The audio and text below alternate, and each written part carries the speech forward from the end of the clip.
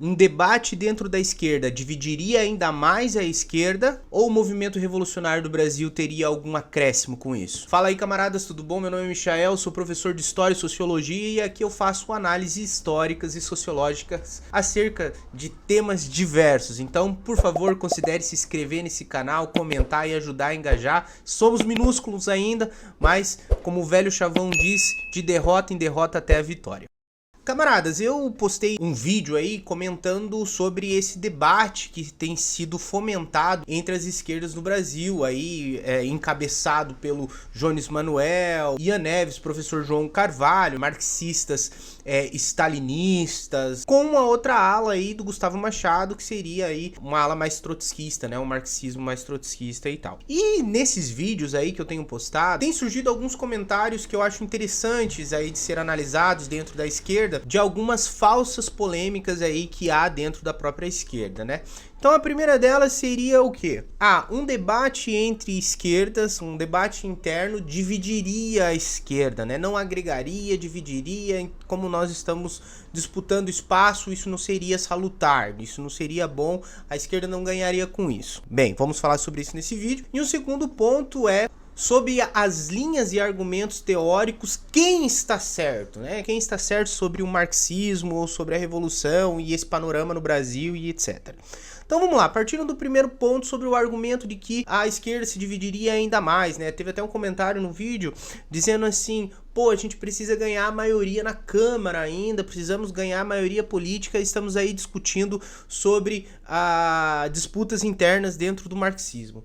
Então, esse argumento eu acho um argumento muito falho, por quê? Porque não se discute o que de fato a gente está procurando. Esse debate que se desenvolve dentro da esquerda está falando sobre uma revolução socialista, está falando sobre a revolução do proletariado, está falando sobre a organização da classe trabalhadora, não está falando sequer sobre um reformismo ou sobre uma revolução burguesa, social-democrata. Então, esse argumento ele fica falho aí.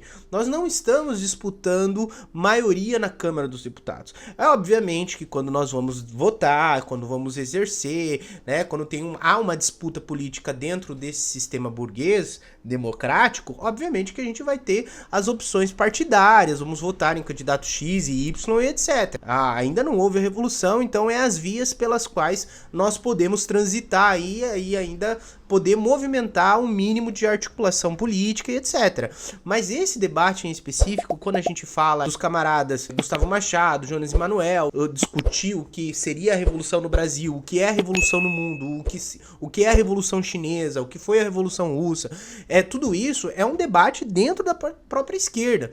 Então uma analogia que eu faço é a seguinte, você pega aí uma ala conservadora que acha que no mundo só existe preto e branco, e uma outra ala progressista, né, revolucionária, que não, diz que existe o vermelho, certo?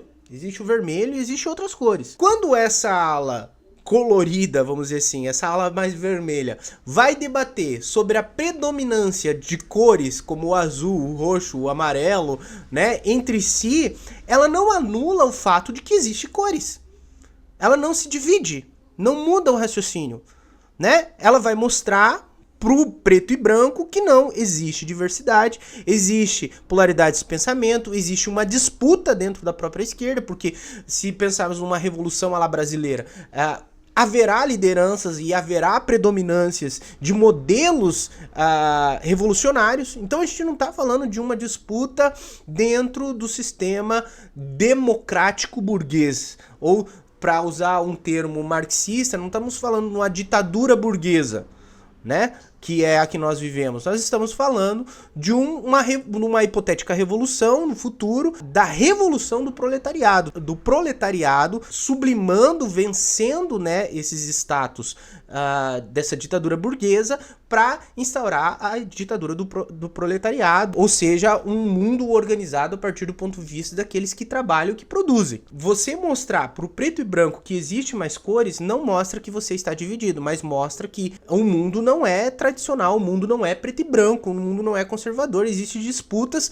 muito mais fortes que, quando possível, se aliam, né, para vencer, para superar essas limitações monocromáticas. Não sei se vocês entenderam a analogia aí que eu quis fazer. E o segundo ponto sobre quem está certo, stalinistas, maoístas, trotskistas, né? Quem tem a razão da análise. Gente, isso aí é um raciocínio básico aí dentro de qualquer círculo acadêmico, ou até mesmo para você que estuda história, estuda o marxismo, estuda todos esses movimentos.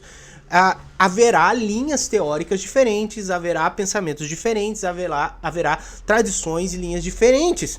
Se você quer ter uma opinião mais exata, vá às fontes. Leia o Capital, que tem aqui na biblioteca, leia os escritos de Lenin, os livros de Lenin, leia Trotsky, leia Bukharin, leia os teóricos, vá à fonte que a gente vai ter uma pesquisa. Agora a gente não pode sentar na argumentação retórica do Jones Manuel, na argumentação dialético-retórica do Gustavo Machado para dizer assim, olha, ele tá certo e ele tá errado. Gente, isso é infantilóide, isso é uma bobagem do tamanho do mundo. Né? Desde que o mundo é mundo, a gente precisa saber e sempre recorrer às fontes. Então eu assisto os vídeos do Gustavo Machado, eu assisto os vídeos do Jones, a disputa que há entre os dois e vou buscar na fonte, olhar da onde saiu a interpretação. O Gustavo interpretou dessa forma, o trecho tal, o livro tal de Lenin. Vamos lá ler Lenin.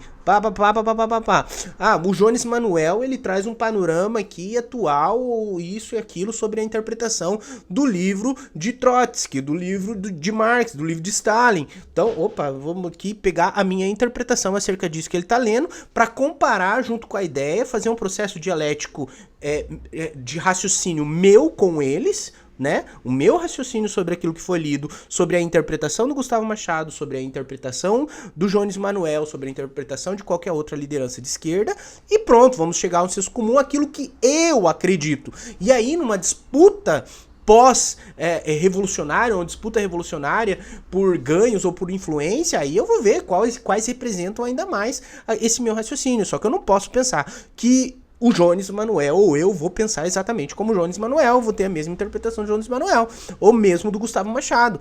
Eu serei Gustavo Machado. Não, eu serei Michael, assim como Lenin foi Lenin, assim como Trotsky foi Trotsky, assim como Stalin foi Stalin, e etc.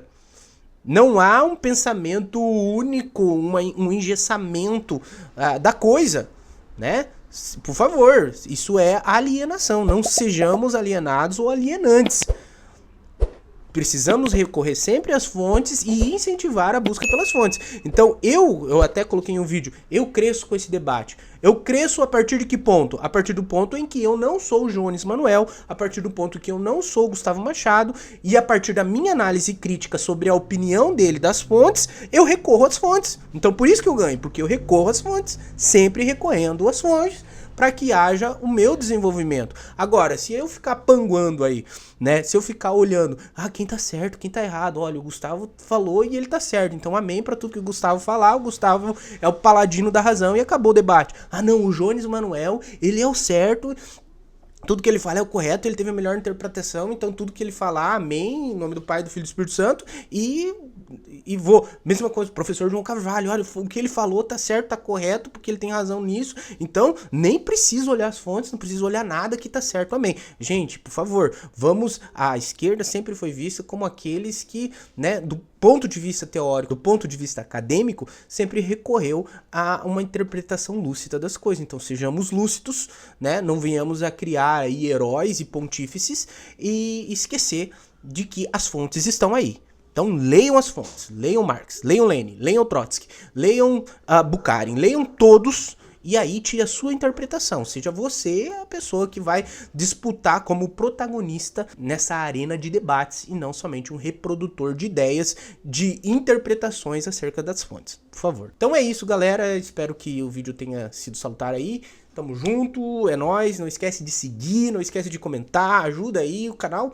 Galera, quando eu tô fazendo esse vídeo, pode ser que lá na frente eu olhe pra esse vídeo e fale assim, meu Deus, olha quantos inscritos temos hoje, quantos tínhamos naquela época. Mas hoje, só pra colocar a título, a gente tem menos de 50 inscritos, menos de 50 inscritos. Então, por favor, me ajude a bombar esse canal aí, ajuda a levar adiante a informação, a palavra.